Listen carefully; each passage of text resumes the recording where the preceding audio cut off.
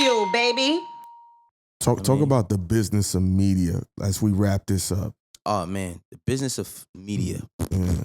What part? How'd you? I mean, How'd I get into it? talk about the transition. You know what I'm saying? So look, bro, the transition. I had no idea. This shit was not on my vision board. It was not something that I sought out. Nothing. I literally saw a Star. I was watching Everyday Struggle every day when Button was on it, and I was seeing Star. You know when Star came and replaced Joe Budden, and I grew up on Star. So One thing about Star is he always say, "Man, Wayno is a good guy. I never had no problems with him. Like that's my guy. Like I grew up on Star." But I just hitting the desk up one day on some what's up shit because we got a good relationship, and she was like, "Yo, you should come to." She had hit me like 2 weeks later, and she was like, "Yo, I've just been such a bad friend. I've been busy, but come debate with us one day." I went, and that very first day I did that shit. I don't even remember that episode. Like I don't remember what we talked about. Nothing. I just remember that day when I was walking out. Chops was like, "Yo, that's the most fun we had since Joe left," and I didn't know what that meant. And then Nadeska had asked, like, you know, she had hit me later and was like, "Would you come back?" And I'm like, "Why would I?" Like, I didn't understand. Like, come back for what? And she's like, "Yo, you know, we working on bringing other people on. You know, we got Star in here, but we all working on like different options. Would you be open to coming back?" And I'm like, "Y'all want me to come talk?" I'm like, yeah, come back. End up staying on that show for 3 years, bro. Mm-hmm. I was on the show longer than Joe Budden was. Now, the thing about, like, the transition was, it was crazy because I was terrified. I ain't gonna lie. Reason why I was terrified is because, you know, now my opinions is becoming public. Yeah. And now I can't just speak how I used to on Twitter. When I got on there, they erased a bunch of my tweets. It's crazy shit I was saying, but I was 26 when I got on Twitter. You know what I mean? I got on there, and then I had to hear everything I wasn't. I had to hear no Joe, no show, and I ain't Joe Budden. Bro, I started wearing, like, I like trench coats too. I wore a trench coat. Niggas like, "You on Joe Budden dick." Like, I'm like, damn, I can't. Like, so everything I did was compared to Joe. And, you know, I learned a lot, man. I interviewed a lot of people, and that shit led me to doing stuff with Amazon. But before I got on the show, I asked a few of my close homies. My man, Steve Carlos, I pulled them on. I'm like, "Yo, Steve-O, you think I should do this?" And he like, "They gonna pay you?" I'm like, "Yeah." He like, "Hell yeah, nigga, you good at commentary." Like, you. And, you know, when you got up there, you know, people that was doing the media shit, they all felt the way. Oh, yeah, they did. And people came to me like, "You not mad?" I said, "Bro, a black man getting..." Bro, oppression, bro. That's the op, bro.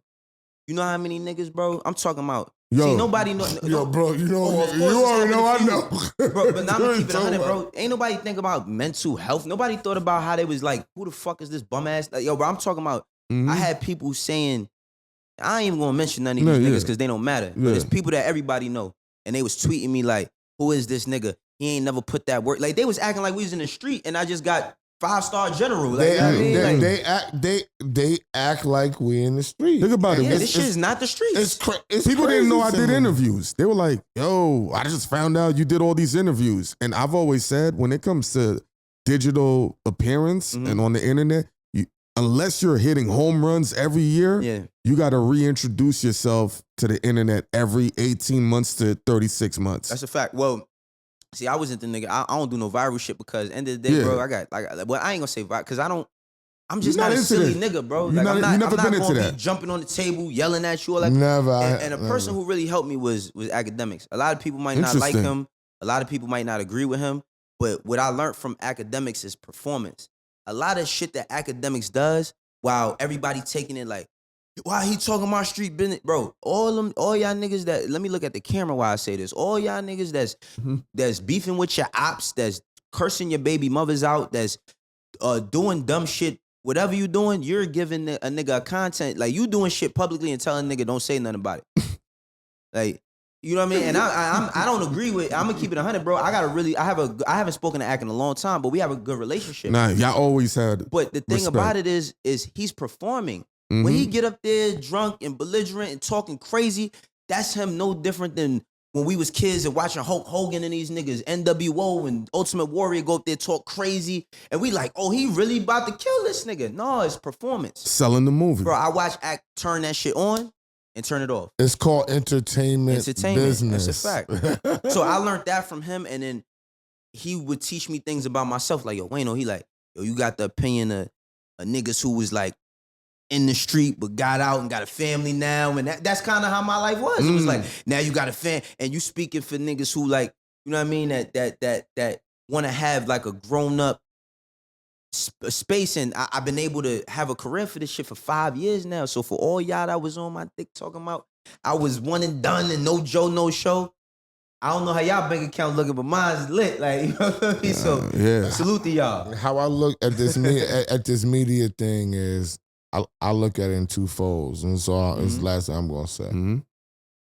You know how you this is like when commentators, because you're a sports person. Mm-hmm. Oh yeah, oh man. This is like when a commentator goes on television and gets hired to be a coach.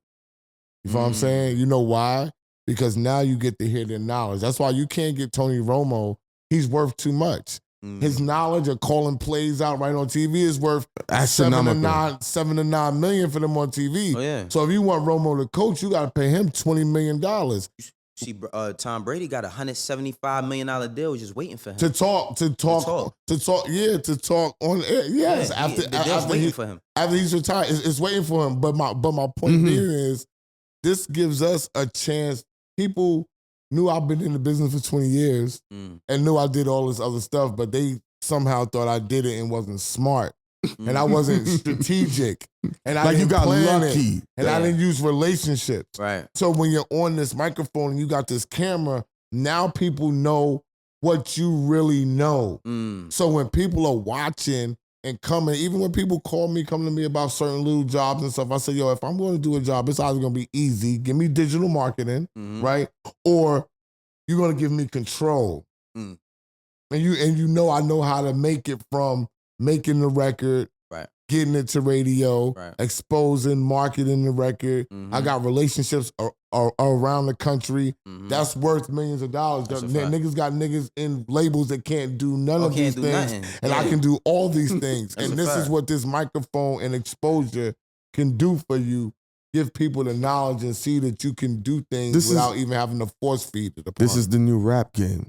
Remember how people would see all the money coming in when Jay came in and that whole, Rockefeller late 90s, early 2000s, this media podcast game, which requires less. But niggas ain't making no money I will say one thing. I will say one thing about all of this too, because this is one thing that eats me up when it comes to, what it is that we do. It's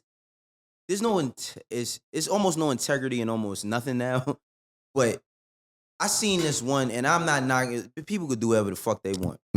But I seen Stephen A. Smith on a podcast. Man. No, I'm gonna keep it 100, bro. Yeah. Stephen A. Smith is a nigga I done grew up watching. I'm a grown ass man, and I'm still watching this brother to this day. He's got an extensive, whatever you think about him, whatever, but he's really, really good at what he does. Of course. And to see Stephen A. Smith be on a platform and talking to people and them ask him, do he like to get his ass ate, was one of the most ridiculous things I've ever seen ever in life. Because I'm like, for all the things that you could say to this man, bro, this is what you like. You felt comfortable saying that, like, you know what I'm saying? Like, that's where we at with this shit. It's no holds barred, anything goes, and that's the only thing that I don't like about the media shit. And that's why I apologize for the clickbait earlier. You did it. Adam 22 did it to me too. That's my dog. But he did some little funny shit. That's my dog. I love Adam. And the sad reality is, the more views that come in, it equates to more dollars. Yeah, I feel that. I don't give a fuck. I'm gonna get dollars regardless. You know what I mean?